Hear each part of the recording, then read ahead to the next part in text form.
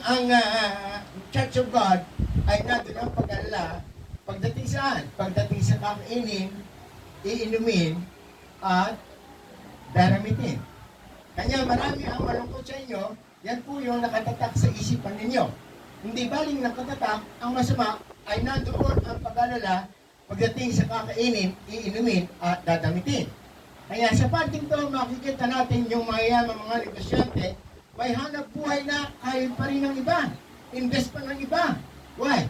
Gusto nilang kumayot na kumayot para kumita ng maraming salapi para makasigurado dito sa crisis na nagaganap. At ganoon din yung nasa middle class. Wala rin ginawa kundi sideline dito, sideline doon, trabaho dyan, trabaho doon. Kapag gusto nilang makaipon bilang preparasyon dito sa crisis na nagaganap. At lalo na yung mahihirap. Tapos na nga yung kinikita, pagkatapos mayroon pang crisis. Kaya lalong naghihirap. Sa madalit sabi, kung susumahin natin total, susumahin natin ang nasa isip ng tao, ang nandoon ay ang pag-alala tungkol sa kakainin, iinumin, at dadamitin. But brothers and sisters, huwag po kayong may pinasasabi po sa inyo ang Diyos. Ang sabi niya doon sa verse 25, sabi niya, therefore, I say to you, why do you worry about your life? Ibig sabihin ng Diyos, why do you worry about your life? Una, bakit kayo nag-aalala sa inyong kakainin? Bakit kayo nag-aalala sa inyong inumin? Katapos pangalawa, nagtuning uli ang Lord, why do you worry about your body? Bakit kayo nag-aalala sa inyong dadamitin? Bakit kayo nag-aalala sa inyong susuotin? Hindi ba't mas mahalaga ang buhay kaysa kakainin at inumin? Hindi ba't mas mahalaga ang buhay, ang katawan, kaysa dadamitin, susuotin? Bakit nagtanong ang Diyos ng ganon? Bakit niya sinabi yon?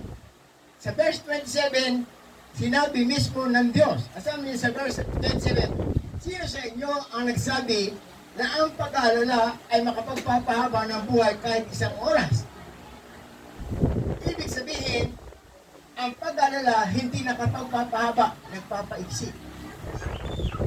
Why? Sapagkat napakaraming karamdaman ang nagiging dahilan yung tinatawag na pag-aalala.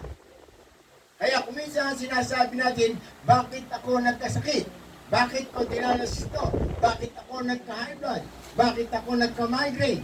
Bakit ako nagka-ulcer? Bakit ako na-paralyze? Bakit ako nagka-cancer? Isa po madalas sa pinanggagalingan ay yung pag-aalala. Amen po doon. Yung sakit sa puso, number 1 po yan. Sinasabi ng iba, yung sakit sa puso ay mana-mana. Totoo yun. Pero ang number 1 talagang dahilan kung bakit may pinanggagalingan ay yun pong pag-aalala. Kaya ayaw ng Diyos na tayo ay nag-aalala sapagkat apektado ang puso mo. Amen po ba doon? Yung iba naman, bakit nagkakaroon ng high blood?